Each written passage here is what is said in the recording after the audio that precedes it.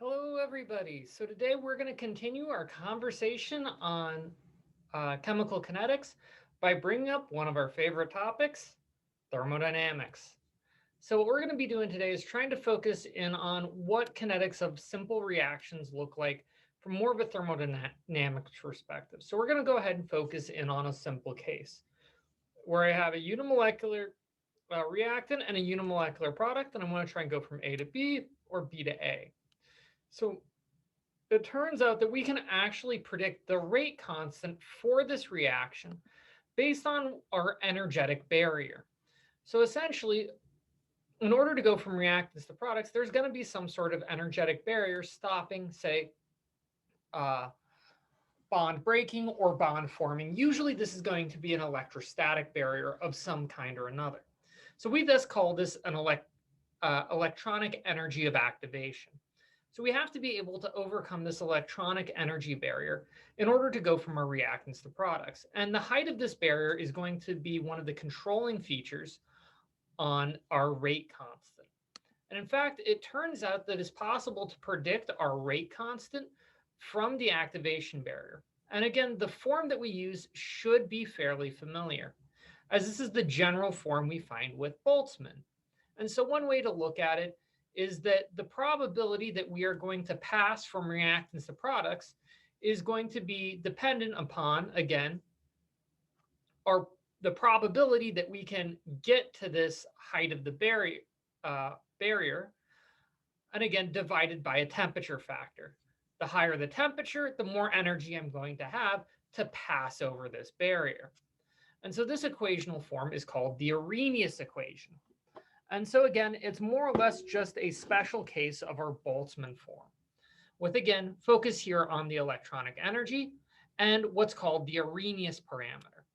So it turns out that every single reaction is going to have a slightly different path.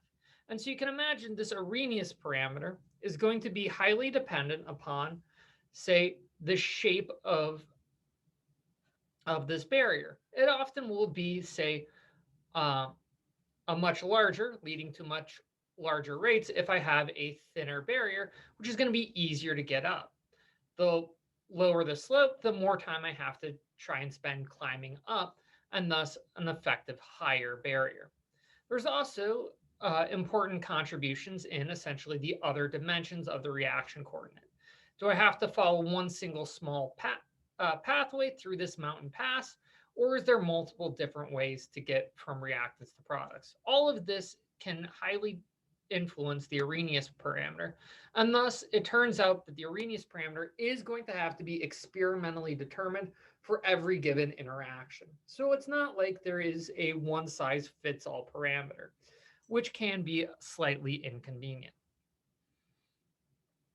So when trying to go ahead and apply our Arrhenius equation to a reaction system, one of the things that we're often going to do is trying to determine these parameters. We're going to do our good old favorite and see if we can fit the system to a linear equation.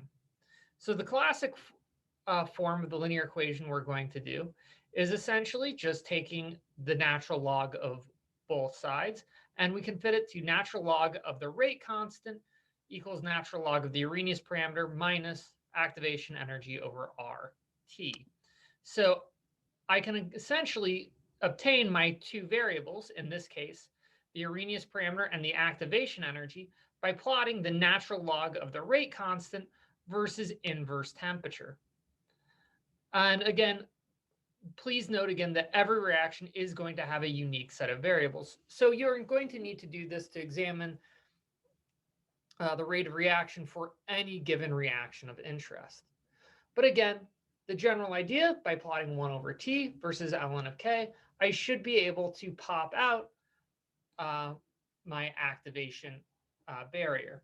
But again, make sure to note that this equational form usually predominantly supposes that we are going to be making use of a reaction per second. However, any sort of choice of units on the rate constant will help be embodied in the Arrhenius parameter, which will have the same units as our rate constant. So again, one of those things to kind of keep an eye out for. But again, this equational form is making use of our activation energy. And this isn't exactly a thermodynamic property that we've really seen too much, because this is an electronic energy. It only depends upon the electronic energy surface, which is inherently just a little bit too much quantum for us right now. However, it's entirely possible to apply statistical mechanics to this system in order to derive an expression for our rate constant in terms of our free energy barrier, which I'm going to call delta G double dagger. And so it's essentially the free energy equivalent of the Arrhenius equation uh, and its activation energy. Except for now, in terms of, instead of just being in terms of the electronic energy barrier, it's now a full energy barrier. So this is in counting enthalpy and entropic contributions. And it's going to be, and it shows the rate constant to be dependent upon the Boltzmann's constant, our good old friend, which isn't too surprising as this is a general Boltzmann's form, the temperature of the system, and the Planck's constant, which is the first time we'll be seeing this. We've been seeing this constant this year, but we'll see it pop up more and more the more quantum mechanical our systems become. And again, our free energy barrier of the reaction. And again, one of the things I want uh, to be very clear is that, like any free energies that we've dealt with before, our free energy of reaction is really just the free energy of our transition state with respect to the reactants. And a good way to try and look at these transition states is to think of them as the highest energetic point on the potential energy surface. So essentially, if I'm trying to go from reactants to products, I'm being channeled past this single point. And again, what matters is less the arbitrary free energy point, but more the difference of where I started to where I have to get to. And one of the other things that I really want to go ahead and point out here is going to be the units on this fun little prefactor of Boltzmann's, temperature, and Planck's. Because it turns out when you actually run the units for these three variables, it turns out that they provide units of per second. So the reason why we have units of per second here is because you may notice those are the same units of a first order rate constant. So intrinsically, what we are doing is we're assuming that all of our reactants are part of one single pre-reactive system. So as a result, any sort of rate constant determined from the Eyring equation is going to have to be first order in nature, as it's going to neglect any energy of the reactants themselves coming together. It's assuming them as one collective unit. However, it is possible to essentially use this rate constant to essentially emulate first order or pseudo first order rate kinetics. So this can be a useful construct nonetheless. And again, using this, we can essentially develop a pseudo first order rate constant for progression of reactants to products, which will then help us describe the real reaction rate of the system. However, one of the things that is also fairly useful to do is to try and break our Eyring equation down into thermodynamic components that we may be a little bit more familiar with. So our classic choice here is trying to break it into the enthalpy and entropy of activation. And doing this, I can substitute in my equation for the free energy of activation into the Eyring equation. And so now we are break the term into a exponential expression into a negative delta H over RT and a positive entropy over R, where essentially, if you notice here, the negative signs and the two temperature terms should end up canceling out. However, this becomes a rather long exponential expression. So using our good old exponential rules, we can also break this up into the product of two smaller exponential groups. So again, from here, we can predict the rate constant based on a temperature dependent term, a enthalpy dependent term and an entropy dependent term. Now, uh, because sometimes it's more useful to deal with equations that do not show exponential behavior, one classic choice is to remove the temperature dependency over to the left-hand side, leaving together just a set of constants out front, and then taking the natural log of everything to get rid of those exponents. This reduces the system into a natural log of a rate constant over temperature, a natural log of two constants, an enthalpy dependent term, and an entropy dependent term. And one of the reasons why we specifically like making use of this form is that you may notice that this has a general linear relationship sort of form, where our major uh, unknown here is going to be the temperature dependence. So it's possible that you can uh, measure your rate constant at multiple different temperatures in order to be able to extract out information about the enthalpy and entropy of activation. So in this case, we're going to plot natural log of the rate constant over T versus inverse temperature, and essentially measure how our rate constant changes with temperature. And doing this, we're able to essentially obtain the enthalpy of the transition state, again, with respect to our reactants, from the slope of the equation, as the slope should be negative delta H over R, while our intercept is going to be these last two terms and is going to provide us information about the entropy of the transition state, as well as embodying these two constants. However, one of the things that is important to note is please make sure when you do this that you're making use of your rate constant in a per second notation. Otherwise, any unit conversion will actually also be embedded in this intercept and can throw off any potential measurement values. So because of this sort of subject to units and other choices, it's not uncommon for the enthalpy of activation from an Eyring plot to be fairly accurate, while as there may often be severe inaccuracy coming from the entropy. Now let's go ahead and try and examine a little bit more about what these components really kind of mean. And so you can actually get some of this meaning by looking at the potential energy surface. So if I have a reaction, really what I'm trying to do is I'm trying to start from a reactant pool and go to a product. And this is often going to be involved in some sort of bond forming, which we're showing here as the distance of atoms A and B um, decreases, and a bond breaking, as we're demonstrating with distances of bonds B and C elongating. And so when you do this, you often reach some crucial point where I've reached this high point in the transition state. So really what I'm seeing when I'm looking at the enthalpy of activation is essentially the height of this barrier. So this differs slightly from the electronic energy due to a couple of quantum mechanical features involving um, vibrations that we'll talk a little bit more about next semester.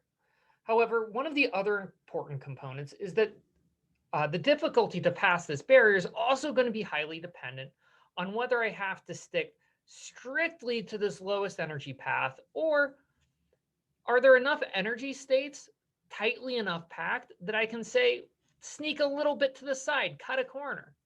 Because even while this might be the lowest energy, if this other path isn't too much iron energy, but there's more of them, I'm going to be much more likely to pass by this transition state. And it turns out this is pretty much kind of the definition of our entropy of activation. Essentially, do I have a tighter, is my molecular forms more tightly constrained in my reactant basin or at the transition state? If I have more places I can be in the reactant than at the transition state, this will tend to be unfavored. However, if I have a fairly wide reaction path, we'd expect to find a very positive entropy of activation. So again, these are one of the things you should keep an eye out for. And again, what we're seeing here is generally a low energy barrier is going low energy barrier with a wide reaction pathway is going to tend to be the most favorable. However, I also want to tend to look a little bit more at each of these components independently. So one of the first things I want to kind of emphasize is that at higher temperatures, what I've done is I've essentially given the system more, uh, the system in the reactant state is more likely to be found at higher and higher points, as we've seen before with Boltzmann. The more energy I have, the more likely I am to occupy an elevated electronic state. And as I'm occupying these higher electronic states, it's going to make it much easier for me to pass by this saddle point demonstrated by the transition state. So this is one of the reasons why we'll tend to see at higher temperatures, I'm reducing the effective barrier of reaction and making it easier to pass through and thus tend to have a higher rate constant. Similarly, at these higher temperatures, our molecules are also going to collide more frequently and they're going to have more energy to kind of pass through the system, which is really where this temperature expression of the prefactor has. Whereas the temperature dependence on the enthalpy tells me how likely I am to be up here. The temperature dependence here says that if I'm up here, if I'm near the transition state, I have higher energy, I have higher movement, I'm much more likely to pass through. So as a net result, one of the things that we tend to see is that typically when you increase the temperature of a reaction by, say, approximately 10 kcals, we tend to see an approximate doubling of the rate. Now, this is very dependent on the individual system you're examining and is going to be highly dependent upon the enthalpy of activation, but it's a good general rule of thumb. You increase the temperature by 10 degrees, you tend to see a doubling of reaction rate, which can be very important to think about when you're thinking about the speeds of reaction. And it's one of the reasons why in the real world, industrial chemists love to get their systems up to high heat because then everything goes faster. That's also the reason they love catalysts, because that reduces the effective energy barrier. It reduces the effective energy barrier.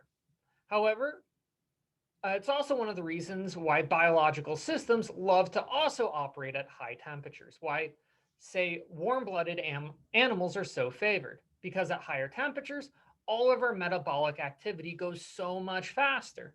However, in biological systems, we also have to watch out for unwanted biological activity to go so much faster, mostly degradation. This is why a fever can be painful, because you're actually going to help drive forward the reactions of decomposition of important amino acids and other protein groups. However, all of this has been strictly assuming that a reaction is proceeding unidirectionally from my reactant to my product. And most importantly, another important approximation of the Eyring equation is once I get to this point C, this transition state, I will automatically pass through to the other side. However, in reality, the reactions do tend to go in reverse. So you can actually apply the Eyring equation to the reverse reaction as well to see how the system moves forwards and backwards. So again, our forward reaction is going to be dependent on the free energy of activation for the forward direction. And the reverse reaction is going to have a rate constant of the same general form, but dependent on the free energy barrier of the reverse direction. And again, these two energy barriers are going to differ by essentially the free energy of activation. Essentially, my transition state hasn't moved, but the minima that I start from has.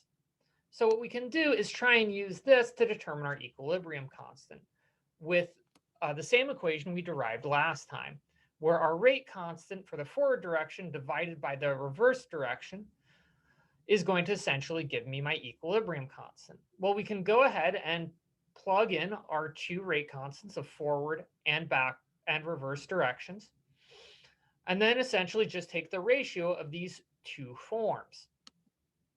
Now, when we do that, you may notice that all of the prefactor terms, so the Boltzmanns, the temperatures, and the Plancks will all go ahead and disappear. And then all I'm going to be left with is essentially in the exponential form, the the forward reaction minus the reverse reaction um, for their with respect to their free energies of activation. Well, it turns out that we've already established what the difference of the forward and reverse reaction is. It's simply the Gibbs free energy of reaction. So it turns out that it's possible that we've essentially reconfirmed our thermodynamic definition of equilibrium. That our equilibrium is simply going to be the difference in between the free energy of our initial and final states. And one of the reasons why we've come to equilibrium is because we've more or less reached the point at which the forward reaction and the reverse reaction have countered each other out. And I have just as much material moving forward as I do backwards, and thus we've brought the system to full equilibrium. And again, this is all dictated simply by the difficulty of passing by my initial transition state. So if we're able to determine our energy of this transition state with regard to the products and reactant energy, we can actually learn a lot about the behavior of the system. So hopefully this helps. And next time, we're going to be trying to use some of this knowledge to build up descriptions of the kinetics of full reaction mechanisms, where I'm not just dealing with a simple elementary system or forward and reverse reaction. So until then, take care.